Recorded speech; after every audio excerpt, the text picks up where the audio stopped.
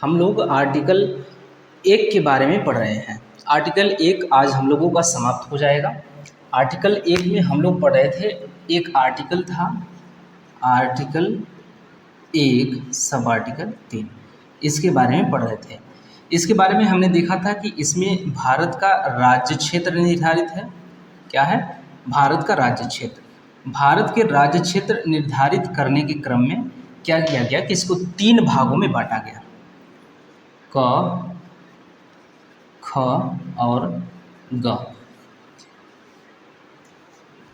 3 भागों में भारत के राज्य क्षेत्र को 3 भागों में बांटा गया है, क, ख, ग। क में राज्य है, ख में संघराज्य क्षेत्र है और ग में अर्जित क्षेत्र है। यहाँ पे लिख लीजिए, राज्य है, संघ राज्य क्षेत्र है और यहाँ पे अर्जित क्षेत्र है। हमने बात कर लिया है कि इस श्रेणी में, इस भाग में वर्तमान में कोई क्षेत्र शामिल नहीं है। ठीक, क्या है? वर्तमान में इस भाग में कोई भी क्षेत्र शामिल नहीं है। ये जो भाग ग है ये खाली पड़ा हुआ है। लेकिन अगर इसके बारे में और बात करें, भाग ग के बारे में अगर और बात करें तो 1954 से 1962 तक, कब से? 1954 से 1962 तक 2-3 पुडुचेरी, कराईकल, माहे, यनम। पुडुचेरी, कराईकल, माहे, यनम, ये जो 4 क्षेत्र हैं 1954 से 1962 तक इस श्रेणी में थे। कब से कब तक? 1954 से 1962 तक। 1954 से 1962 तक पुडुचेरी, कराईकल, माहे, यनम। पुडुचेरी, कराईकल, माहे और यनम कौन कौन से? पुडुचेरी, कराईकल, माहे और यनम कहाँ पर शामिल थे?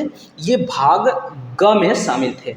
अनुच्छेद 1 सब अनुच्छेद 3 के अंतर्गत जो भाग क, ख, ग है, तो उसमें जो भाग ग है, ग में जो शामिल है वो अर्जित क्षेत्र है।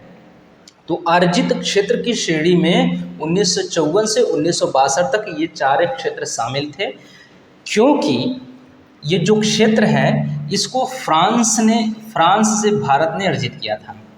भारत ने फ्रांस से अर्जित किया था।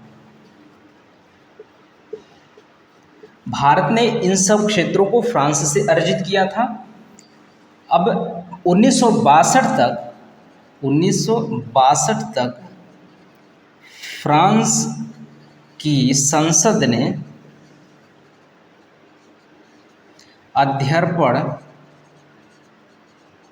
संधि को अनुमोदित नहीं किया था। यही कारण था कि ये जो क्षेत्र हैं, इसी कारण से ये क्षेत्र अर्जित क्षेत्र में थे। इसी कारण ये क्षेत्र अर्जित क्षेत्र की श्रेणी में शामिल थे। ठीक, 4 क्षेत्रों की बात हो रही है, पुडुचेरी, कराईकल, माहे और यनम। पुडुचेरी, कराईकल, माहे और यनम, ये 4 ऐसे क्षेत्र हैं, ये 4 क्षेत्र हैं जिनको क्या किया गया था, जिनको 1954 से 1962 तक अर्जित राज्य क्षेत्र की श्रेणी में रखा गया था, अर्थात भाग ग में रखा हुआ था। भाग ग में रखे जाने के पीछे का जो कारण था वो ये था कि फ्रांस की संसद ने तब तक, अर्थात 1962 तक अध्यर्पण की संधि को अनुमोदित नहीं किया था। तब तक ये अर्जित राज्य क्षेत्र की श्रेणी में था। 1962 में जैसे ही फ्रांस की संसद ने अध्यर्पण की संधि को अनुमोदित किया, वैसे ही इन सभी क्षेत्रों को क्या कर दिया गया? उठा के यहाँ से या तो या तो क में या ख में रखा गया। जैसा कि हम लोग जानते हैं क का अर्थ है राज्य की श्रेणी में,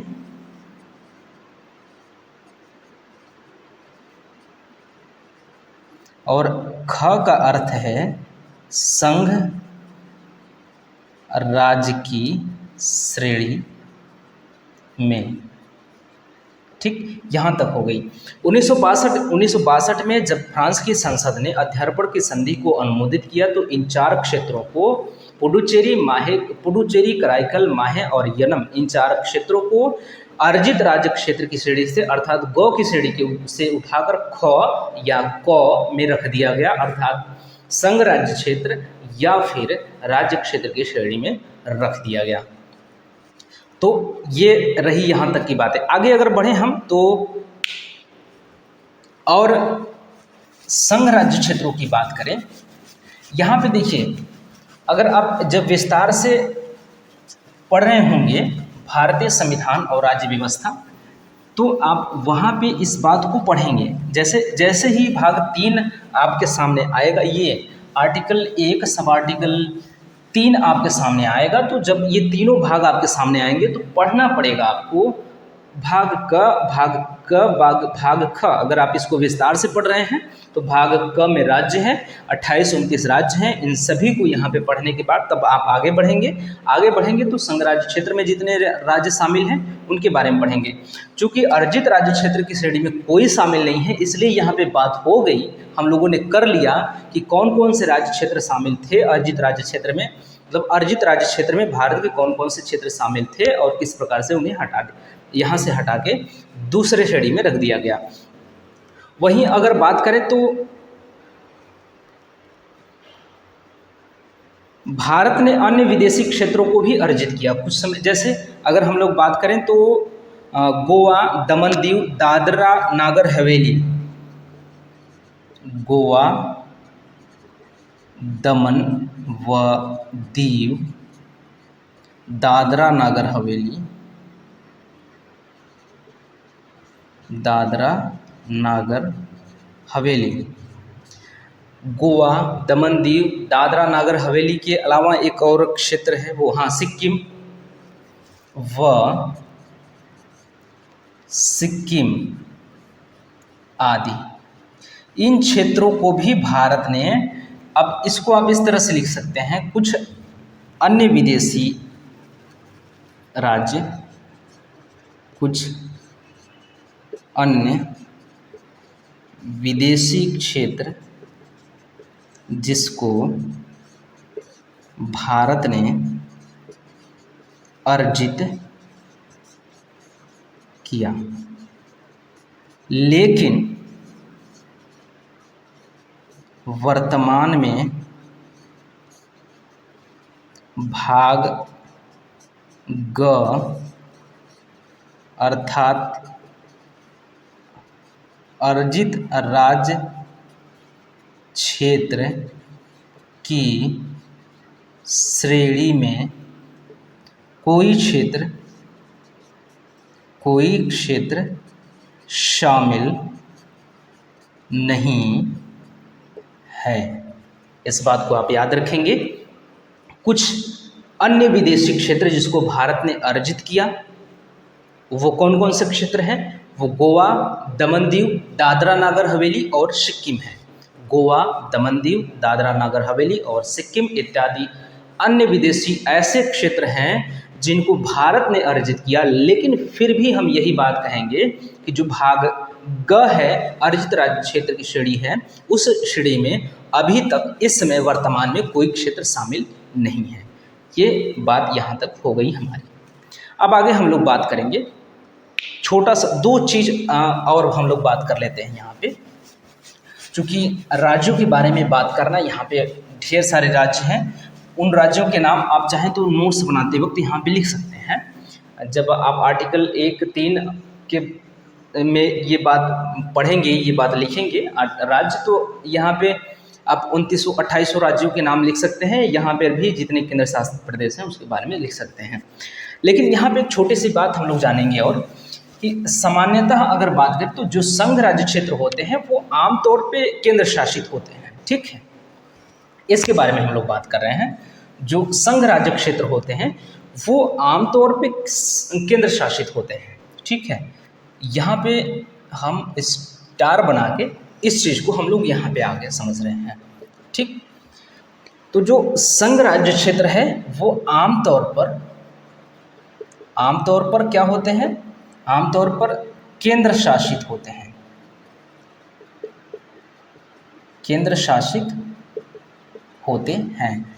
केंद्र शासित होने से तात्पर्य यह है कि केंद्र द्वारा या राष्ट्रपति द्वारा नियुक्त किए गए प्रतिनिधि द्वारा वहाँ का शासन प्रशासन चलाया जाता है। केंद्र शासित होने का मतलब है कोई भी क्षेत्र केंद्र शासित तब होता है जब उस भारत की बात कर रहे हैं, जब उस क्षेत्र का शासन प्रशासन किसके द्वारा चलाया जाए, राष्ट्रपति के द्वारा नियुक्त किसी प्रतिनिधि द्वारा, राष्ट्रपति के द्वारा नियुक्त किसी प्रतिनिधि द्वारा वहाँ शासन प्रशासन यदि चलाया जा रहा है तो वो है केंद्र शासित प्रदेश। वो आमतौर पर संघ शासित प्रदेश ऐसे ही होते हैं।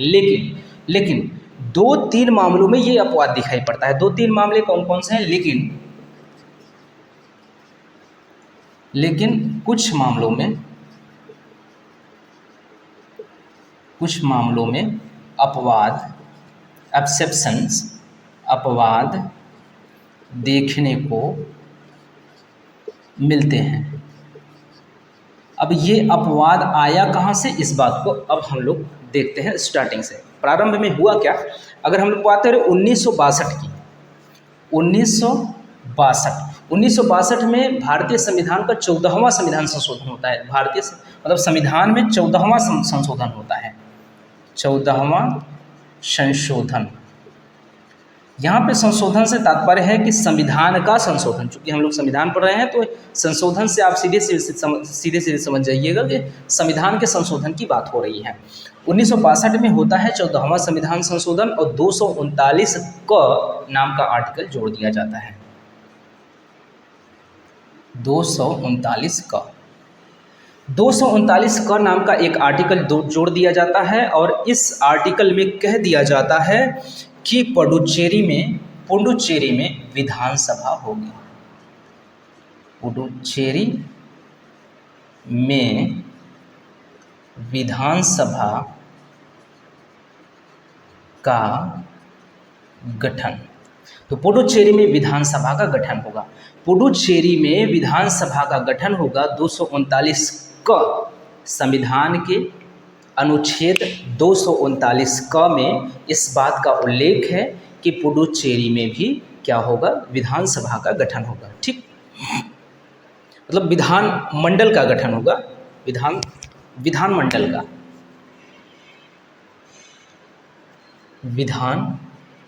मंडल। यहाँ पे पुडुचेरी में विधान मंडल का गठन होगा 1962 ईस्वी में। कब, 1962 ईस्वी में 14वां संविधान संशोधन होता है। 14वां संविधान संशोधन कब हुआ, 14वां संविधान संशोधन हुआ 1962 ईस्वी में।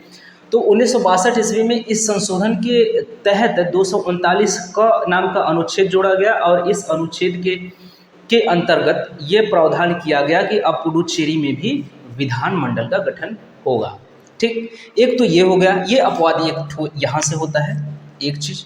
दूसरी बात होती है, दूसरा संशोधन हम लोग बात करेंगे 69वां संशोधन, ठीक। 69वें संशोधन की बात करेंगे यहाँ पे।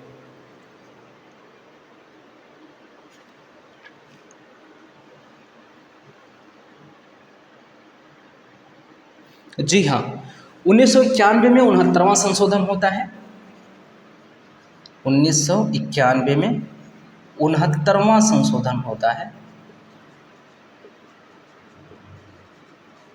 69वां संशोधन होता है और 69वां संशोधन करके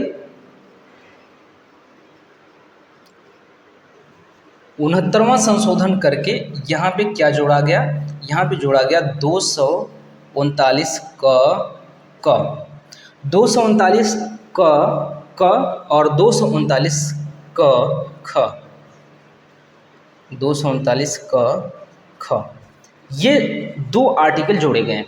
1991 में 69वां संशोधन होता है, 69वां संविधान संशोधन होता है। जैसा कि हम लोगों ने कहा कि अगर संशोधन की बात कर रहे हैं तो यहाँ पे हम लोग संशोधन की बात कर रहे हैं। पॉलिटी की क्लास में, संविधान और राज्य व्यवस्था की क्लास में तो संविधान संशोधन की बात हो रही है।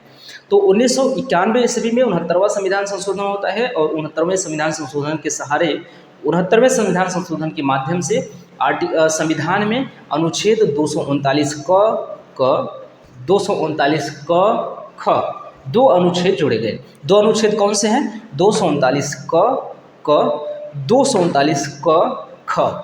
239 क में ये कहा गया कि दिल्ली में भी विधानसभा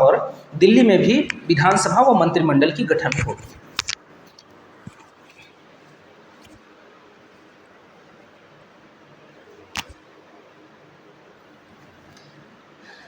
क्या होगा? दिल्ली में विधानसभा व मंत्रिमंडल का गठन।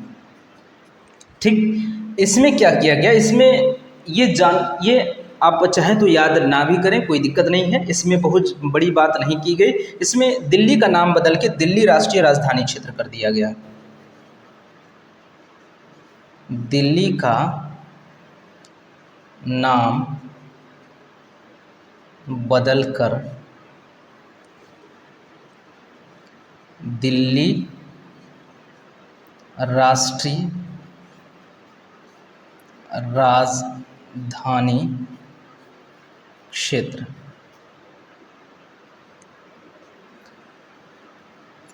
किया गया। ये चीज़ हो गई यहाँ पे।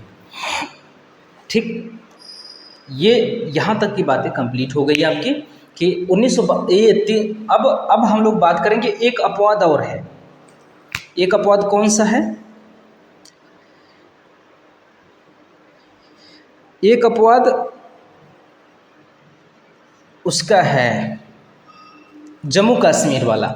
जम्मू कश्मीर वाला क्या है कि 2019 द्वारा जम्मू कश्मीर राज्य को केंद्र शासित प्रदेश जम्मू कश्मीर और लद्दाख में बांट दिया गया। तो कब ये घटना घटी है? 2019 की घटना है। ठीक, 2019 की घटना है। जम्मू कश्मीर राज्य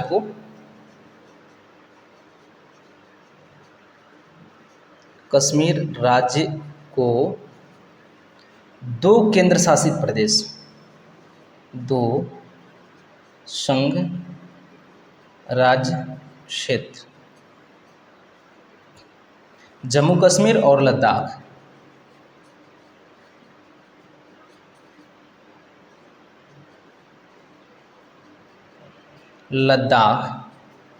में बांट दिया गया। ठीक, 2019 में जम्मू कश्मीर एक राज्य था। जम्मू कश्मीर राज्य को 2 केंद्र शासित प्रदेशों में बांटा गया। जम्मू कश्मीर एक राज्य था। ठीक, आप जानते हैं जम्मू कश्मीर एक राज्य था, लेकिन 2019 में इस राज्य को 2 केंद्र शासित प्रदेशों में बांट दिया गया। 2 केंद्र शासित प्रदेशों में बांट दिया गया। एक है जम्मू कश्मीर और दूसरा है लद्दाख। ठीक है, जिसमें से जम्मू कश्मीर में विधानमंडल होगी, जिसमें जम्मू कश्मीर में विधानसभा होगी और लद्दाख में नहीं होगी। ठीक, जम्मू कश्मीर में क्या होगी? विधानसभा होगी और लद्दाख में नहीं होगी। यहाँ पे क्या होगी? विधानसभा मौजूद होगी, यहाँ पे विधानसभा मौजूद नहीं होगी। अब यहाँ तक आप देख सकते हैं कि पूरी की पूरी बात हमारी कंप्लीट हो गई है इसके संदर्भ में संघ राज्य क्षेत्र के संदर्भ में। चूँकि संघ राज्य क्षेत्र एक छोटा टॉपिक था, इसलिए हम लोगों ने यहाँ पे इसको कंप्लीट कर लिया। ये भी छोटा टॉपिक था, इसको हम लोगों ने कंप्लीट कर लिया। ये भी छोटा टॉपिक है, क्योंकि आपको 2800 राज्यों के नाम लिख मात्र लेने हैं, याद कर लेने हैं, उसकी राजधानी याद कर लेनी है। तो यहाँ पे आप कर सकते हैं। यहाँ पे कुछ लोचा था इस प्रकार का, तो यहाँ पे हम लोगों ने देख लिया। इसके बारे में कुछ लोचा था जो कि हम लोगों ने मिटा दिया है यहाँ से, तो वो हम लोगों ने देख लिया। ठीक, एक बात आप देख लीजिए, आमतौर पे केंद्र शासित प्रदेश जो आमतौर पे केंद्र शासित होते हैं, कौन से? ये संघ राज्य क्षेत्र। संघ राज्य क्षेत्र आमतौर पे केंद्र शासित होते हैं, लेकिन 3 मामलों में इसका अपवाद दिखाई पड़ता है। 3 मामलों में किसमें? पुडुचेरी में, दिल्ली में और किसमें? इसमें जम्मू कश्मीर में। ठीक, 3 मामलों में अपवाद दिखाई पड़ता है। 3 मामलों में इसमें जम्मू कश्मीर यहाँ से लेंगे, लद्दाख नहीं लेंगे, क्योंकि लद्दाख में विधानसभा है ही नहीं, तो कोई वो विधानसभा नहीं है। जब विधानसभा नहीं है तो इसका मतलब कि राष्ट्रपति द्वारा नियुक्त किए गए प्रतिनिधि द्वारा यहाँ का शासन प्रशासन संचालित किया जाएगा, ये बात है। तो जब ये बात है तो इसको लद्दाख को यहाँ पे हम लोग छोड़ देंगे, क्योंकि यहाँ पे विधानसभा नहीं है। जम्मू कश्मीर को लेंगे अपवाद में। तो अपवाद में 3 क्षेत्र हैं, ये है पुडुचेरी, दिल्ली और जम्मू कश्मीर। तो ये 3 क्षेत्र इस संबंध में अपवादित हैं कि केंद्र शासित होते हैं आमतौर पे संघ राज्य क्षेत्र। तो यहाँ पे हम लोगों ने देखा कि 1962 में 14वां संविधान संशोधन होता है, 239 का नाम का एक अनुच्छेद जोड़ा जाता है और कहा जाता है कि पुडुचेरी में भी विधानमंडल का गठन होगा। उसके बाद 1991 ईस्वी में 69वां संविधान संशोधन होता है और 239 क और 239 क ख जोड़ दिया जाता है। 239 क के तहत कहा जाता है कि दिल्ली में विधानसभा व मंत्रिमंडल का गठन होगा और 239 क ख में ये कहा जाता है कि दिल्ली का नाम बदलकर दिल्ली राष्ट्रीय राजधानी क्षेत्र रखा जाएगा। उसके बाद 2019 की बात करें तो 2019 में जम्मू कश्मीर राज्य को 2 भागों में बांटा गया है। 2 भागों में बांट के दोनों को संघ शासित क्षेत्र, ये वाला क्षेत्र बना गया, संघ राज्य क्षेत्र बना दिया गया। जम्मू और कश्मीर नामक राज्य को 2 भागों में बांटा गया और ये वाला क्षेत्र बना दिया गया, संघ राज्य क्षेत्र बना दिया गया। और उसमें से जो जम्मू कश्मीर और लद्दाख 2 संघ राज्य क्षेत्र बनाया गया, जिसमें से जम्मू कश्मीर में विधानसभा होगी ऐसा प्रावधान किया गया और लद्दाख में विधानसभा नहीं होगी ऐसा प्रावधान किया गया। इस हिसाब से जम्मू कश्मीर, दिल्ली और पुडुचेरी इस संदर्भ में अपवाद के रूप में शामिल किए जा सकते हैं। तो इस प्रकार से हमारा कंप्लीट होता है संविधान का, हमारे भारतीय संविधान का आर्टिकल 1। कल से हम अगले क्लास से हम लोग भारतीय संविधान के आर्टिकल 2 के बारे में चर्चा शुरू करेंगे। ठीक है, धन्यवाद।